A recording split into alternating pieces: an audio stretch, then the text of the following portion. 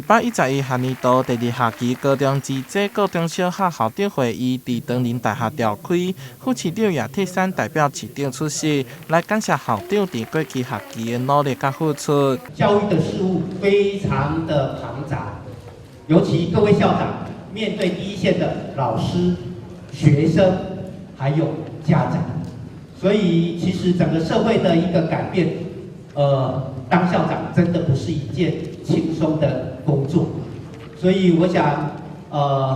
这么多年来，大家在整个教育界奉献心力，各位的辛劳市长都看见了。马上就要开学，副市长也提醒，不管是新冠疫情、长病毒，也是天高热，要做好防疫工作。另外，伊也表示，市府对教育非常的重视，除了多多善用政府的资源，也会当利用预算来提升校园的软硬体设施。台南市政府的总预算，其实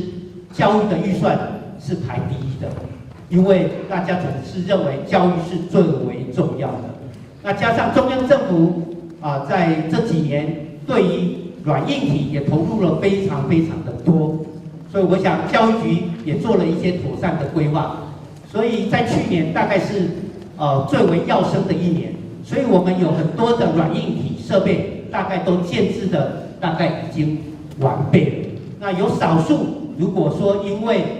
工程招标等等不顺的部分，也麻烦各位校长务必赶快加速来把它完成。会议当中，教育局长陈新辉说明台南市课中差异化教学政策，也安排教育局各单位以及体育局说明第2学期的工作重点，协助校长伫新的学期继续精进，保障学生的学习品质。台南新闻杨顺怀采访报道。